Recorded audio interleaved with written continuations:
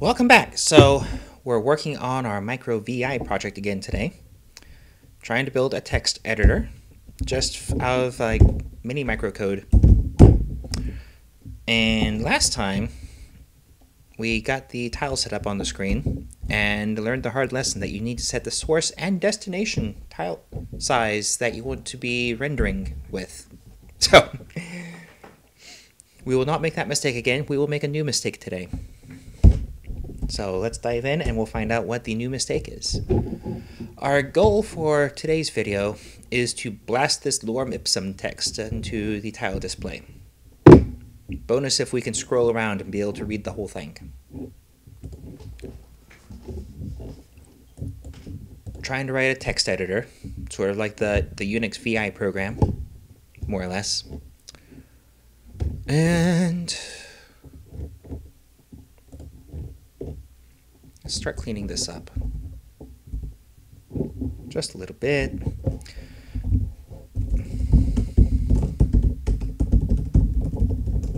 To remember all the hooks in the events library.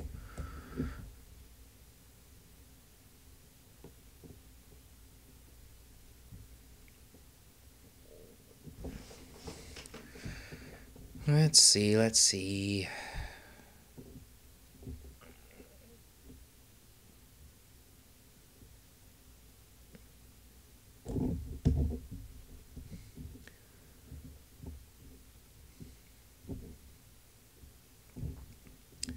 Just a minute while I read this over. It's an on update but not non-render, which is fine. We can actually do our rendering in the on update. There's no on init, but really that's just when you start the program. That is the initialization.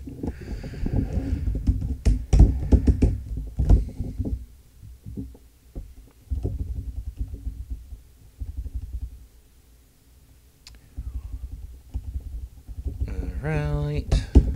Don't need that. Yeah, I copied this initial code from the wiki. Lots of examples up there to get you started.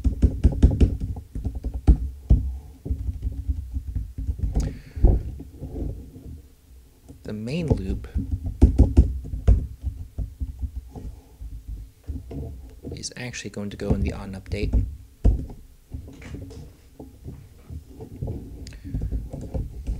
Theoretically, if I know I'm going to blast away this demo code in just a minute, but the punctuation bothers me.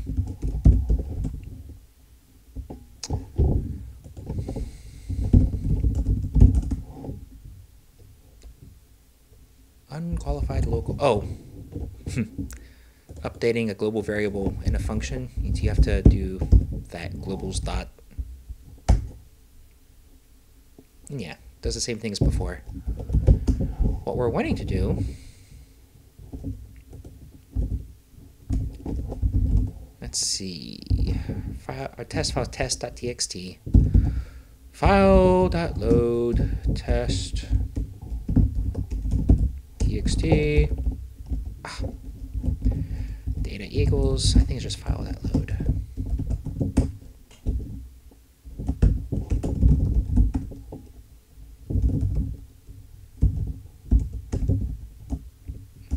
There's a load file, there's a load image. Is there a load text? Okay, back to the wiki.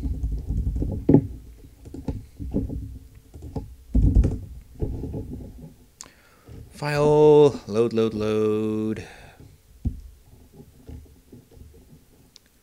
Load sound, load image. I really just want to load. Not raw data, probably not. It's for binary data, and for most purposes it's overkill.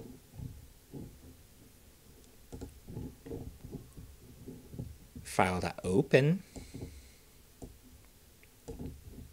Is there a file.close?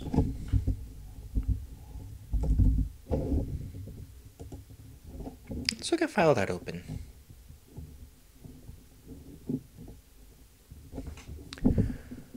I'm surprised that there's yes, there is a close. Okay, we're going to use those bits.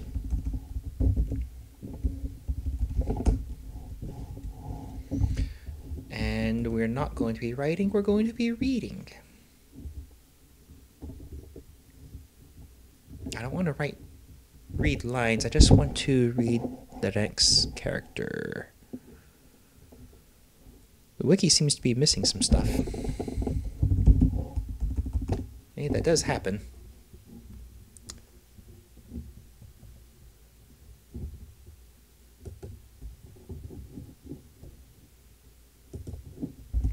Alright, the wiki is missing some bits. We're going to see if we can figure it out, though. There's ways to do it. For opening a file, this opens for reading and writing. File must exist. Open for pending. Create file if it doesn't exist. Open for reading and writing. Append if file exists. I think we're going to do just R. We're opening a file. We're going to read it in. It has to exist. This seems fair.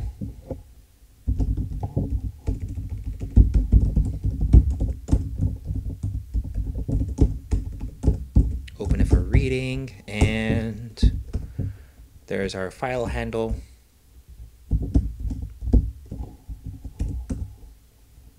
And f.read reads in the entire file.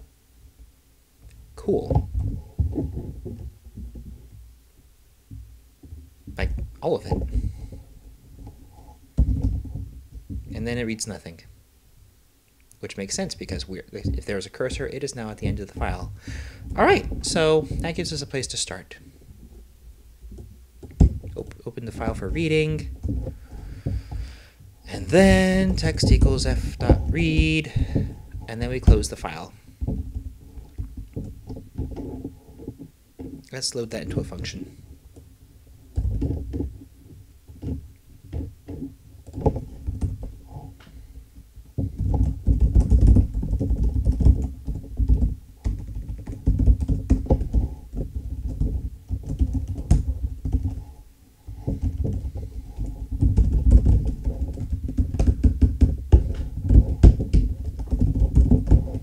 So we open the file, read in the text, close the file, return the text. Cool.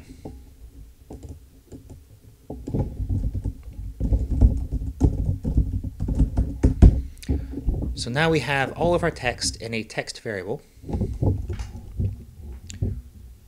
TD clear. I'm going to use a space to clear the screen.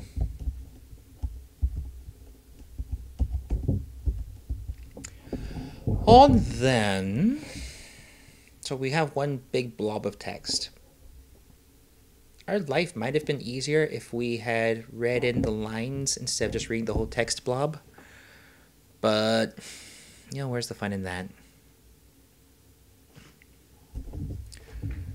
Let's say index equals 0. That's index into the text array. And while index is less than text, is it text.len or length of text?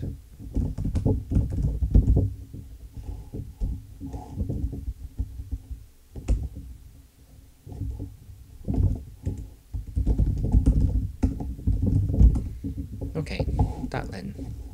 While index is less than length, then increment the index and while.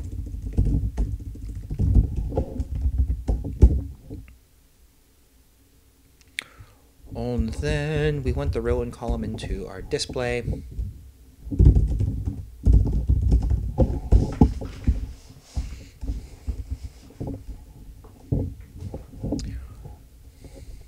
Let's say a char equal current character is text at index if ch equals, it's a character, so we want, yeah, just, oh, right. I was about to write /n like that. That works in C languages. It does not work in the mini micro. Like, that's just a /n. So we need to do, what is the thing? think it's char 13. Yeah. Char 13 or ch equals char 10. Then row plus equals 1, column equals 0. And if else td set cell column row ch, and then let's go ahead and account for tab characters also.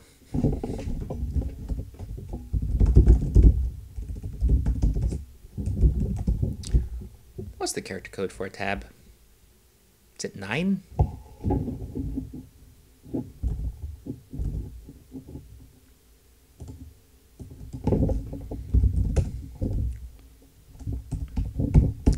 /t.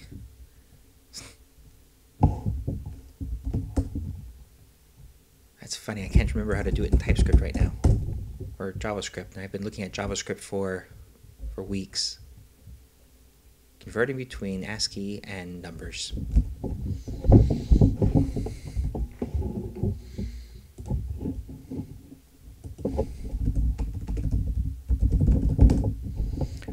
Nine. It is a 9. Okay.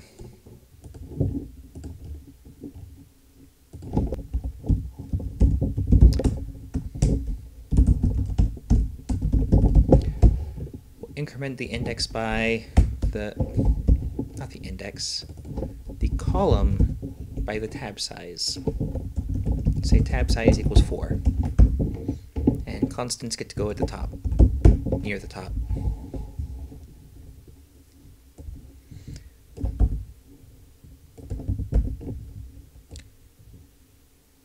Why do I have this here instead of inside of core util? I do not remember.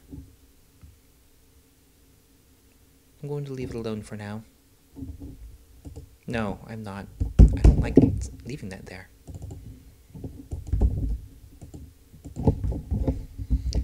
Can I do that? Globals.env.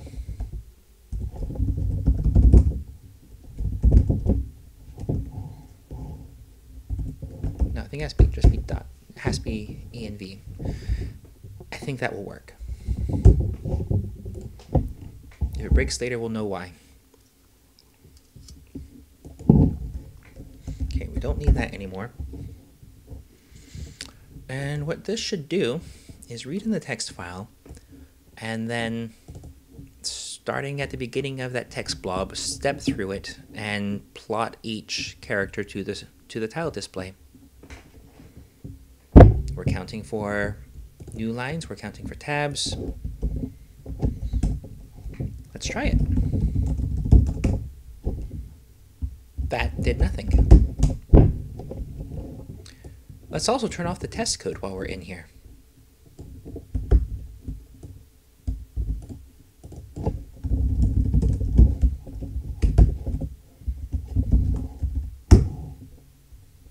Still nothing, but I feel better about it, because I feel like it's at least listening to me now. There's the text blob. Why did it not plot?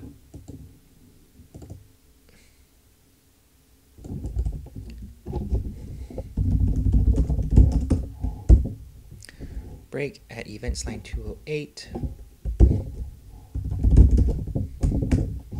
Current program line 59. So it did get down here. It didn't just get stuck in this while loop forever.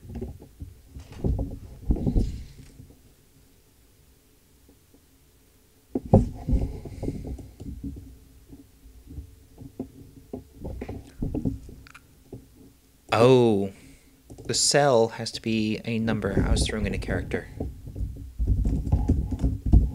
Let's try that.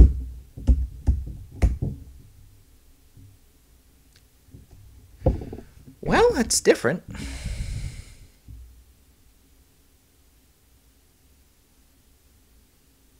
Why is it just putting dots?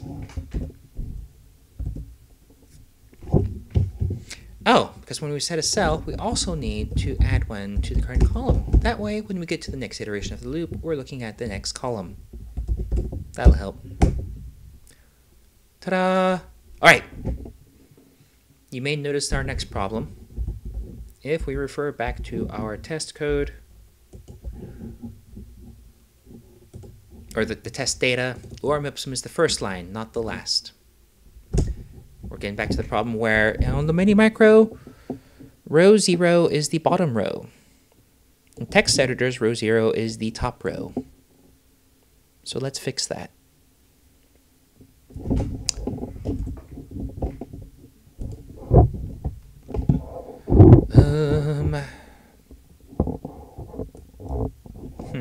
How do I want to fix that? Those cases where it'd be really handy to be able to invert the y-axis for certain things.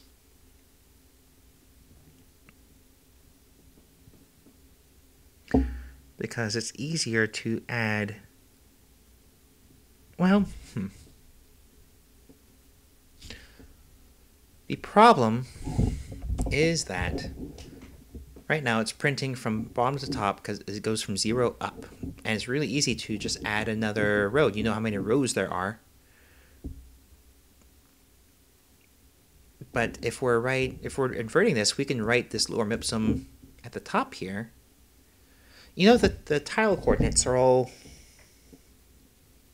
kind of virtual anyway. We can just declare one of the rows to be the top row.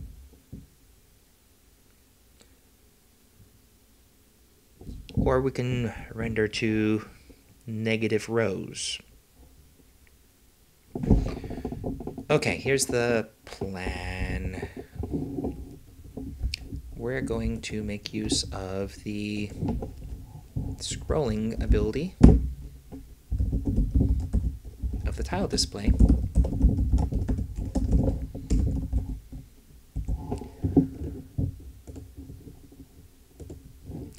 I think it's, scroll X and scroll Y for horizontal and vertical scrolling.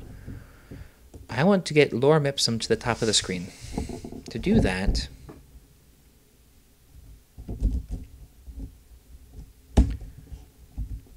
we need to scroll.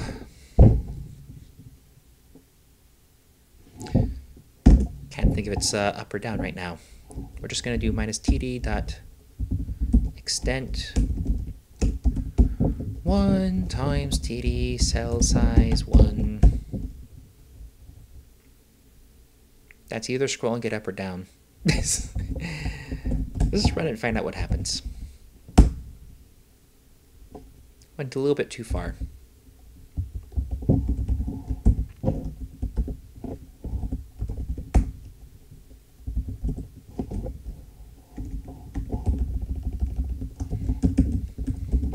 Let's do it like that. All right, so we have the first line in the correct place. So what we need to do for our rows, instead of counting up, we're going to count down.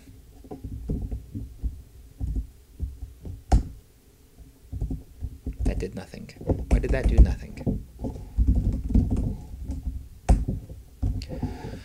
Oh, can we not write to negative coordinates on a tile display? That would have made me so happy.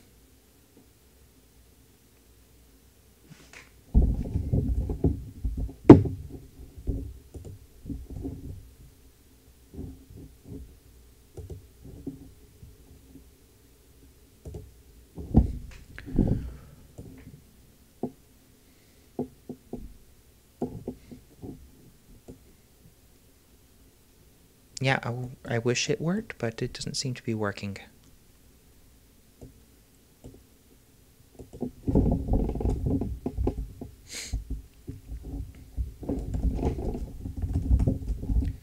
TD set cell.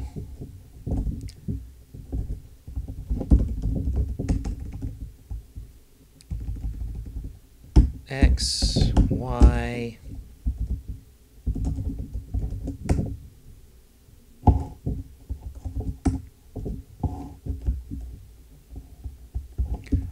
Go to 0, 0, replaces the X at the beginning, so we cannot use negative numbers. Alright, that's too bad, because that would have been nice, because then I could have been counting I would have known that the first row of the document would be on row 0. But as it is, I think I'm going to have to calculate how many rows are in the document. And then scoot everything up. That's okay, it doesn't have to be easy.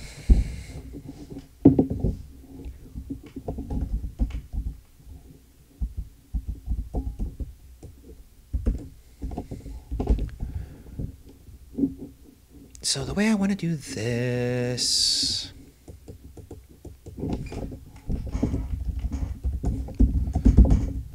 the top row should be equal to,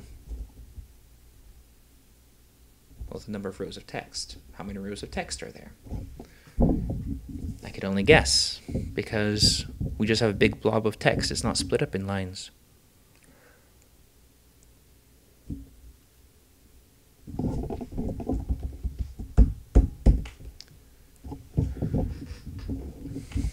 All right, I think I'm going to change how I'm loading that file. We're going to use the read lines after all.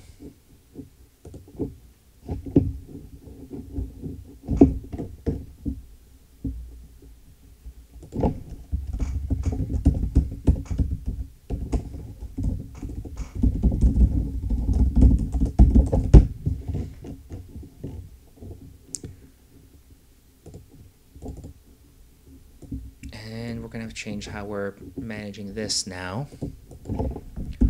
Top row should be equal to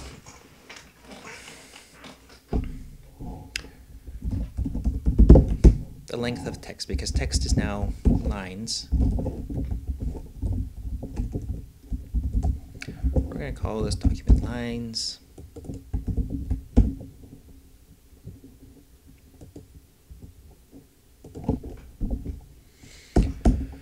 And we're going to change the way we are rendering to the screen.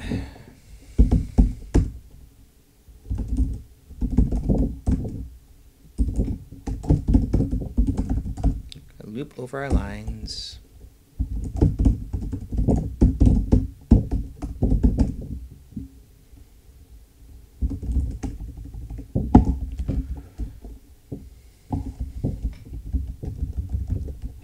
That's basically the row. Make the column equal to this.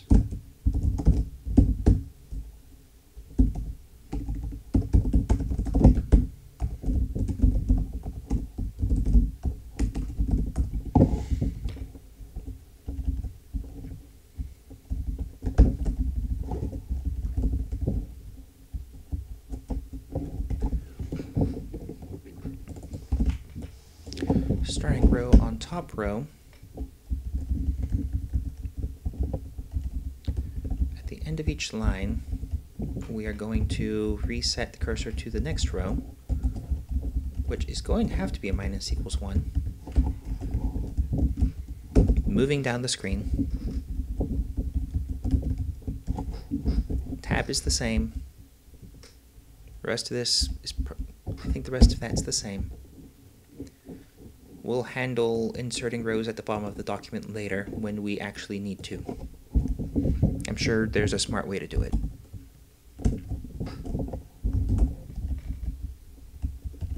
Reset, run. Key 0 not found in map, line 49. Oh. Dog line C. That's the character. Index 0 out of range, line 49. Oh. If docline.len equals 0, then continue. No, because it actually needs to be like this, because if the length is 0, we still need to get to that logic at the bottom of the loop that moves the cursor to the next row.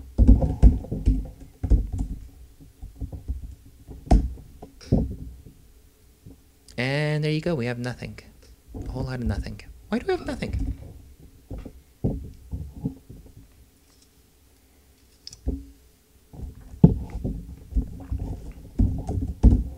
Top row is 21.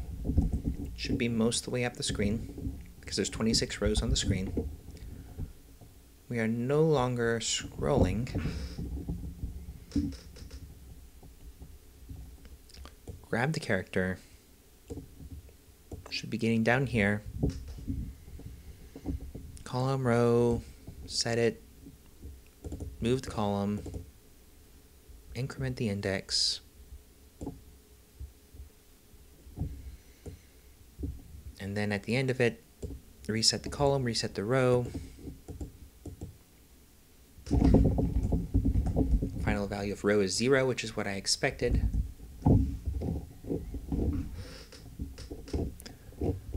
And then it should just be there.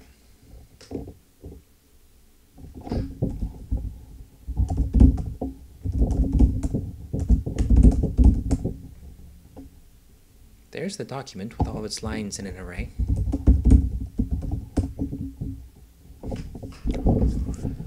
All right. So what are we missing? Grabbing the first row. If that row has stuff in it, we're going to iterate over that stuff. We're going to print CH to the screen. This is going to look really messy. I hope. So it's getting the character. It's about what I expected.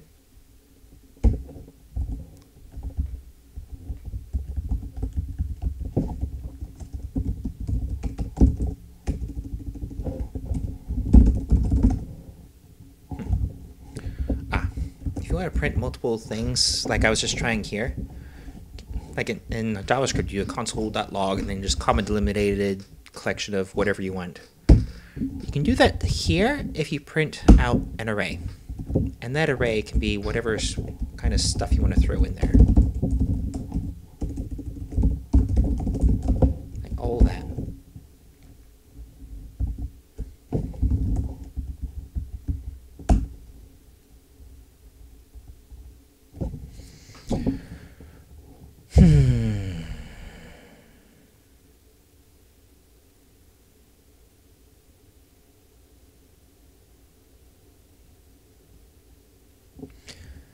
Printing out X, Y.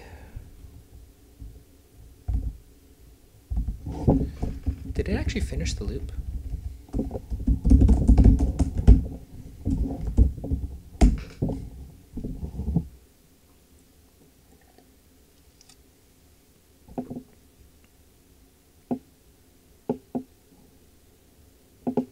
Mm-hmm.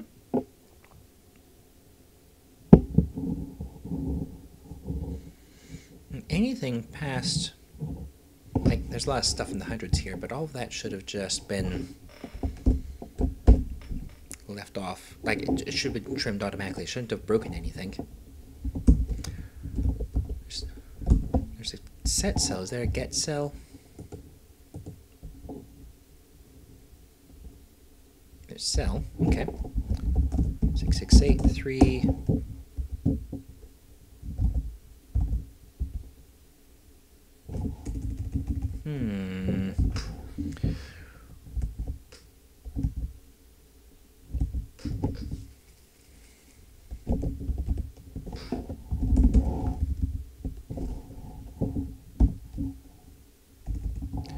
X0, Y is 3, prints out 68.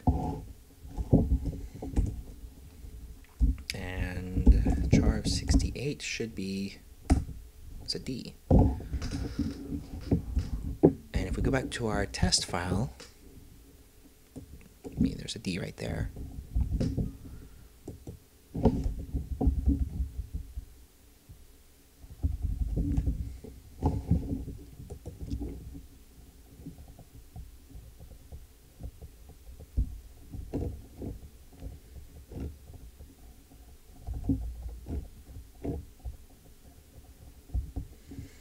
Column, row, X, Y, index. What are we missing? What are we missing?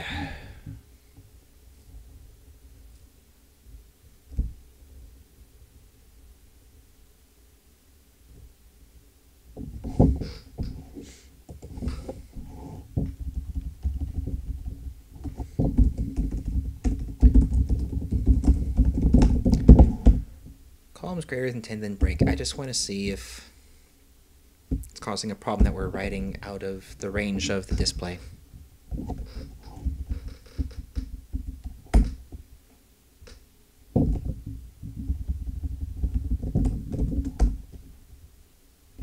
No?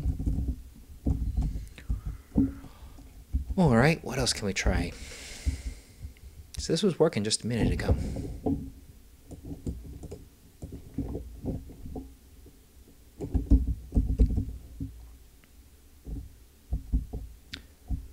Hit and undo. Okay. I wanted that while loop back. What was it doing that we stopped doing?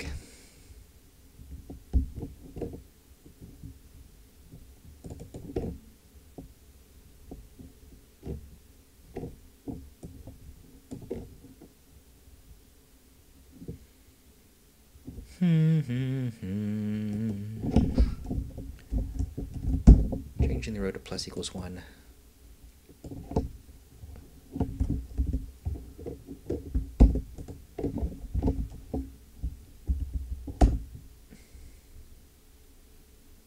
Oh!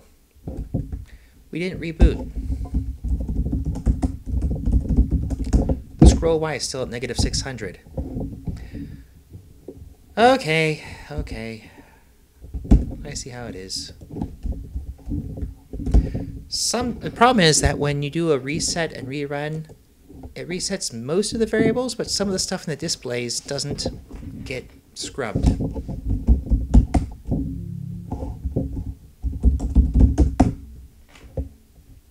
There, now it's back at the bottom. Which is not actually what I wanted.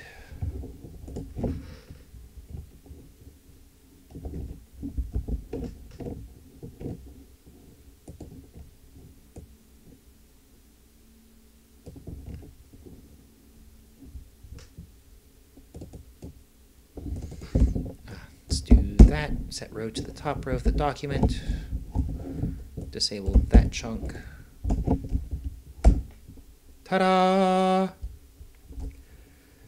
All right. We can now render a document, and you can see most of it as long as it doesn't go off screen. We still need to be able to handle scrolling around the document, which I think I'm going to implement a camera that we can use to scroll around with the arrow keys. At which point we'll probably need some sort of status bar also to tell us where we're scrolling to. I actually want this to be all the way up.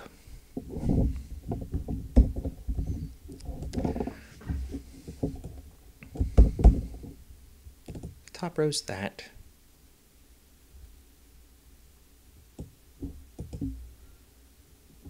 Ten paragraphs.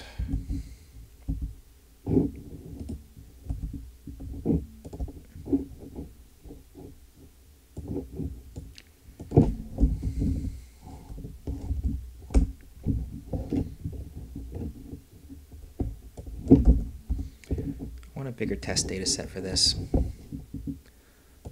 Let's generate 40 paragraphs.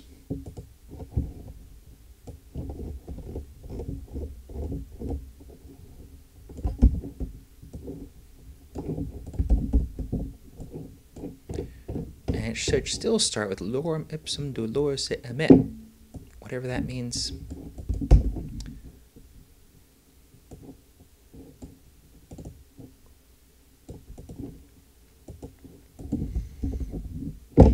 So the top row, we want the first line of text to always be rendered in the top corner of the screen, which right now it's not. The top row is somewhere way off screen. Top row is 79.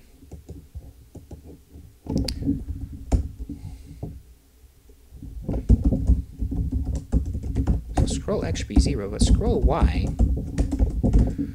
should be equal to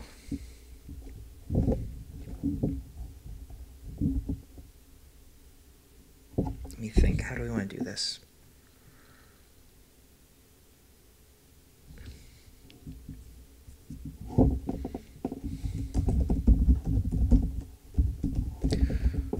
screen size, but we also have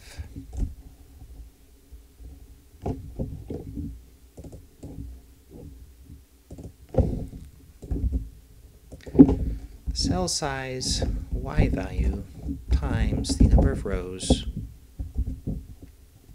minus the screen size, I think.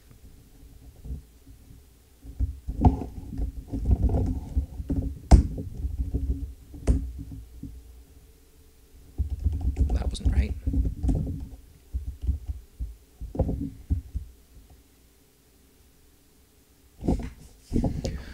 If we only scroll to the top row,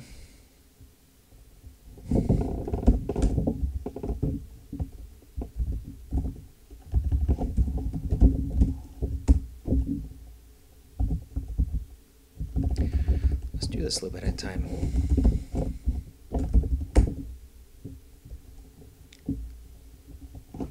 What I'm seeing is that nothing is displaying up there.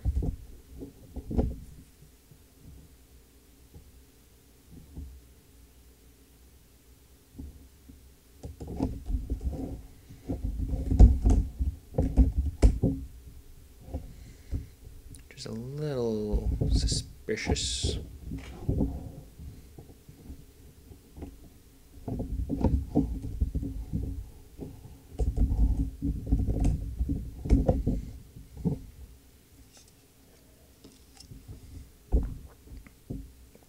So my expectation was that it was rendering text, but the text was just further up. But yeah, I guess there's no promise that the tile display will keep everything that's off screen.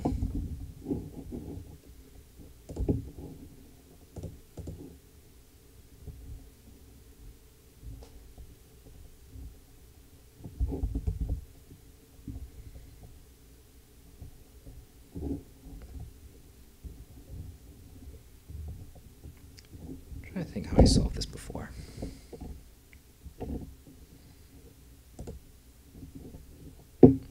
So the tile display has this extent.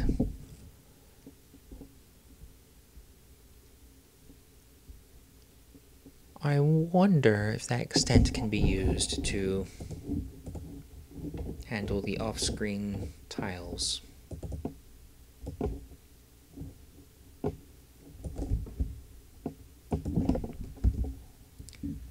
Now, well, actually maybe. Set to 1000 by 1000.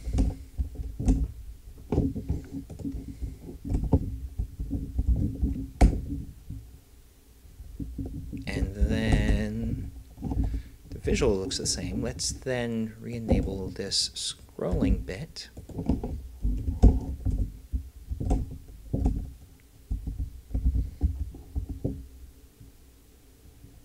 That scooted it a little bit.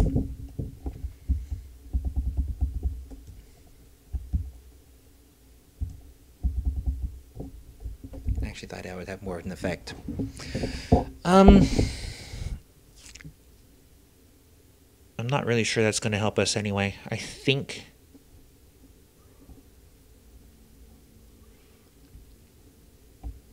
the problem is I can set this extent size to the size of the document in tiles, or I can set it to 1,000,000 by 1,000,000, but I still don't know how far the user is going to type.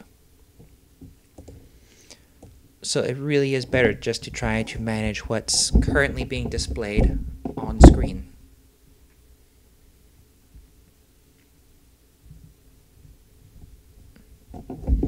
So I think I'm going to not use the tile display scrolling and just re-render the text as needed, but it's not that much data to re-render. It shouldn't be too painful.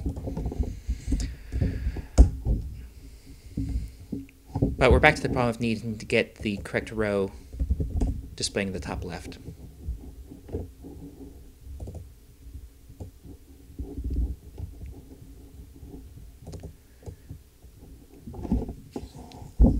How do we want to do that?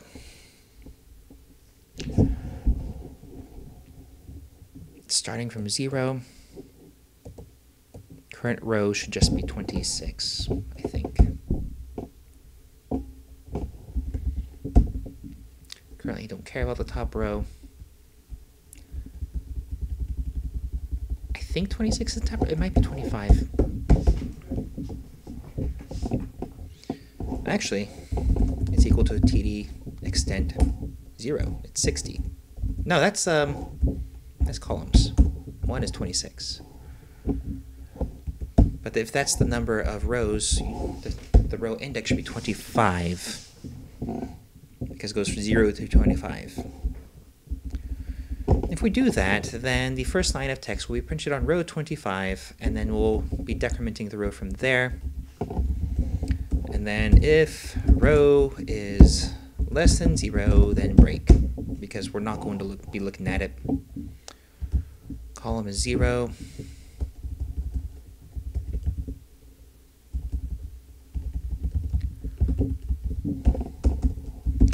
And if column is greater than TD extent 0, or greater than or equal to, then break. We're not even going to bother rendering anything that falls off the right edge of the screen. Let's try that. We have successfully printed the first row. Where is the rest of my data?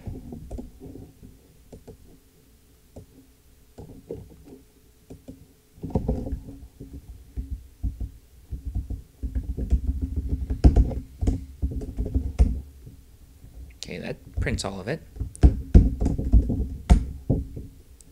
That does not. Oh, you can't break out of an if. Okay, that's silly.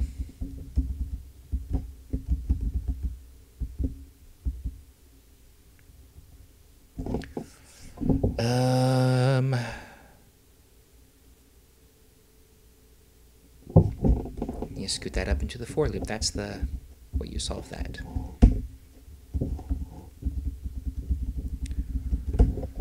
All right, retest, and there's our document.